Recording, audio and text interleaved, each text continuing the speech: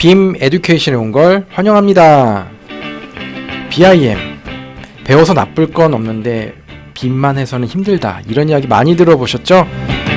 프로그램만 잘 다룬다면 먹고 살기 많이 힘듭니다. BIM은 도구일 뿐 기술의 본질은 변함이 없기 때문이지 않을까요? 안녕하세요. 기술지원본부 김지산 부장입니다.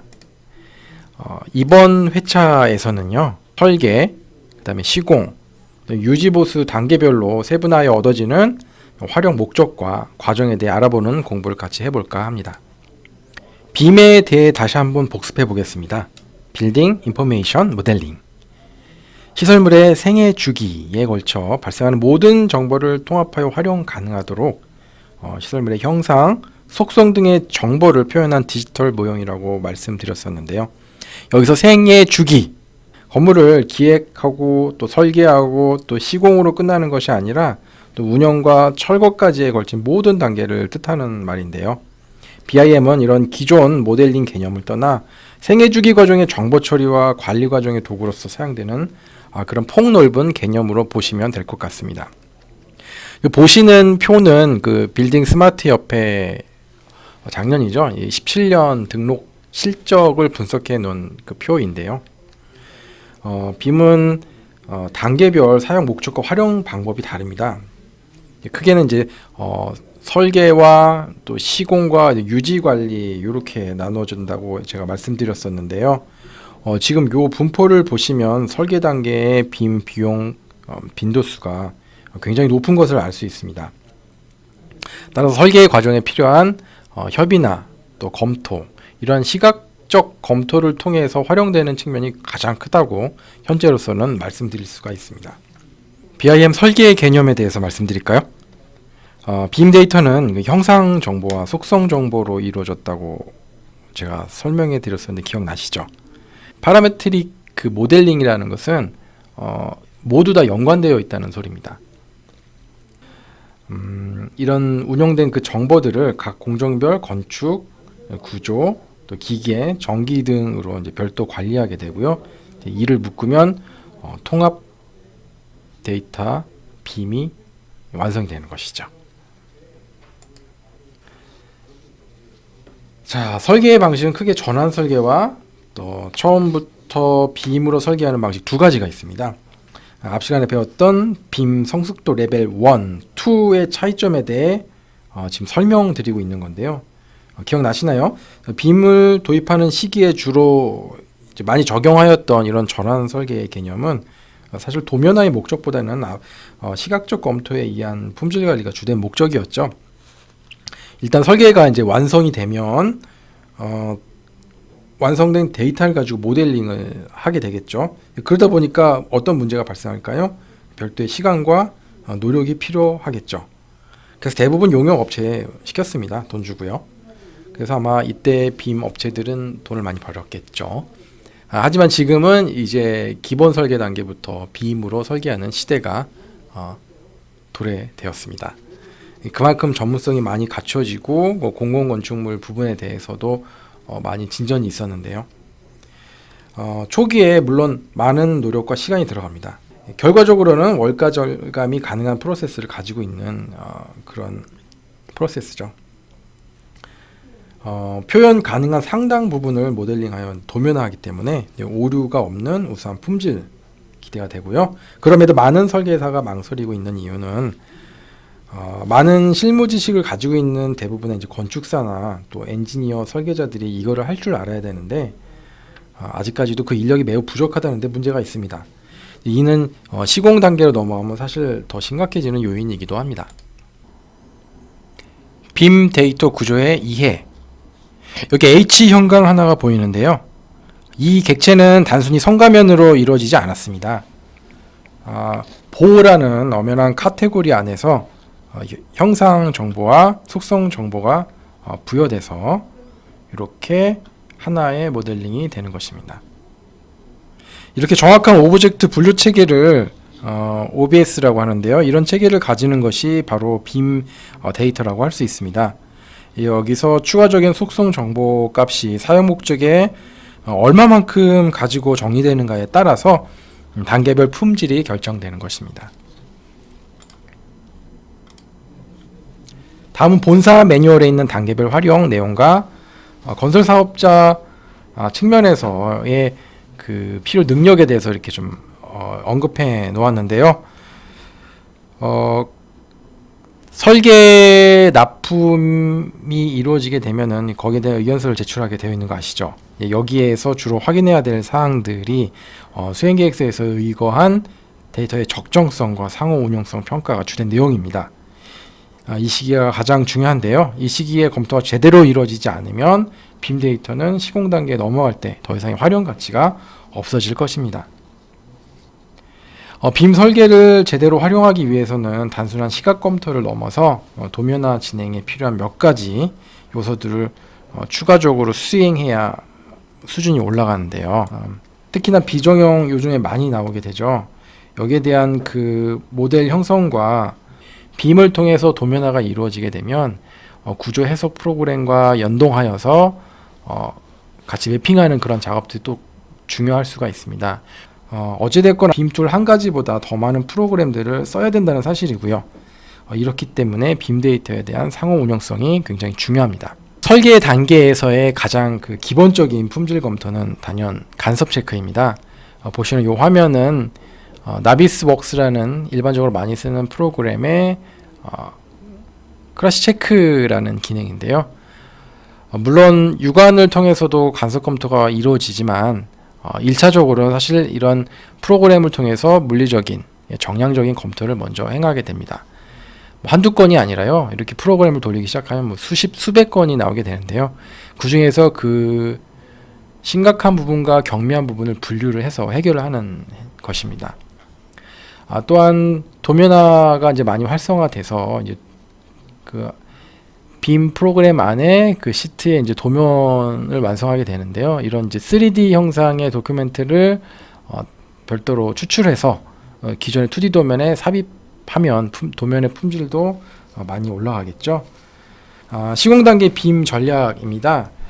본격적인 BIM 활용 단계인데요. 시공은 곧 비용에 의해 승패가 결정되는 만큼 빔에서는 착공 전이 제일 중요합니다. 모든 사전 리스크를 건설 행위 전에 이제 끝마쳐야 되는 문제가 있으니까요.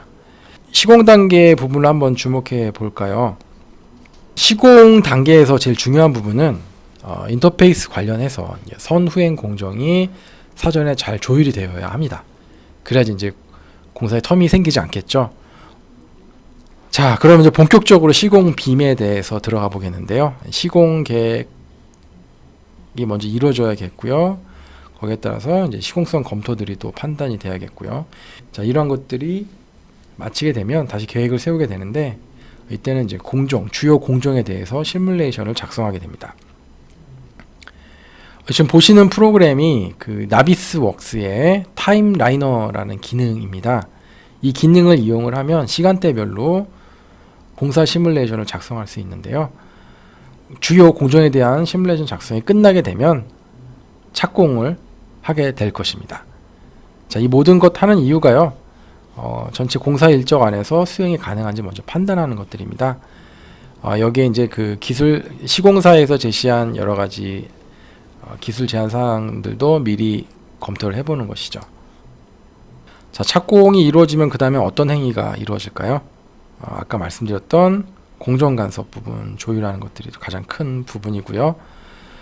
더 나아가서 프리마베라 같은 전문 공정 프로그램을 연계해서 더 세부적인 공정표를 짤 수가 있습니다.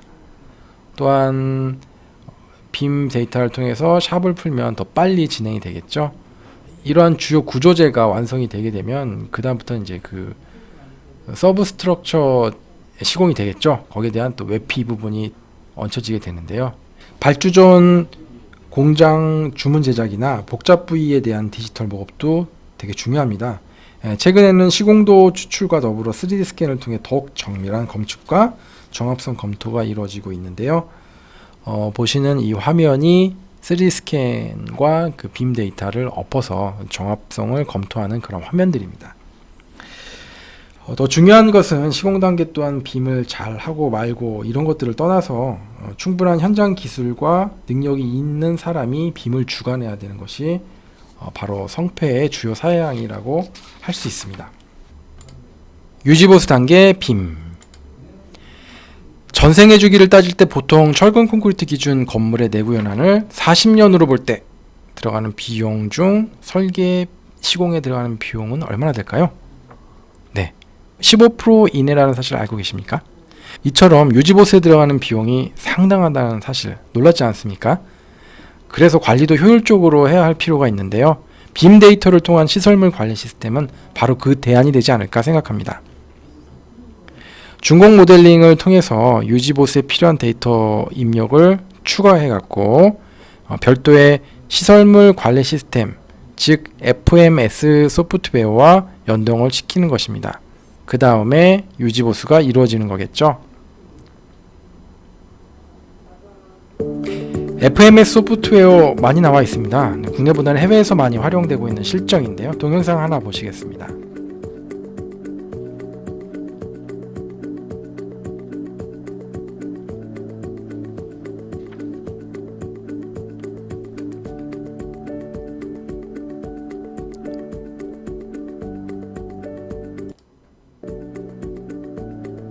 준공 데이터를 통해서 완성된 빔 모델, 그게 바로 2단계인 것 같습니다.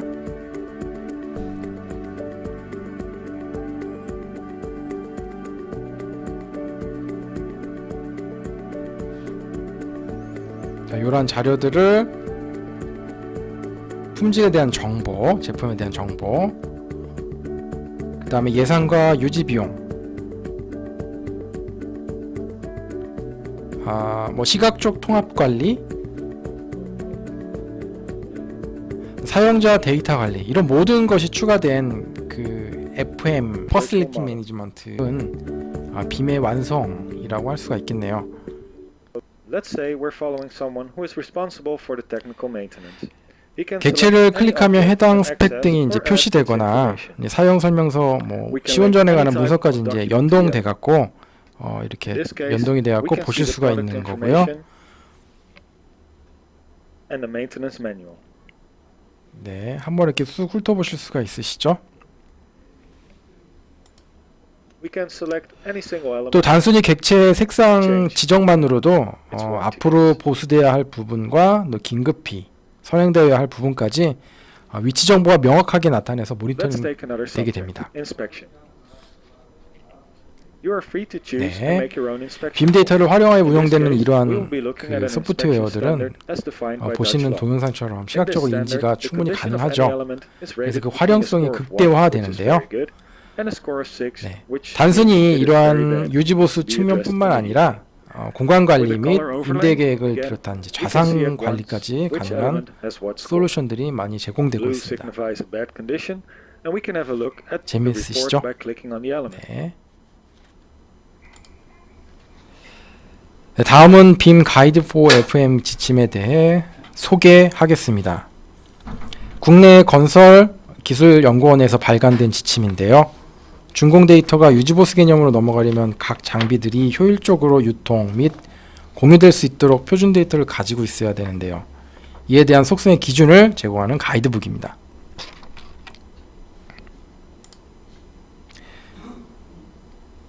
현재 개정 작업을 거쳐서 두 번째 판이 배포되었고요. 객체 분류 코드, 그 다음에 속성 목록, 그 다음에 IFC 변환, 소프트웨어별 입력 매뉴얼 같은 전체적인 개요에 대해 설명하고 있습니다. 자, 어떻습니까? 광범위하고 막연한 빔 데이터들이 정리되고 있으신가요?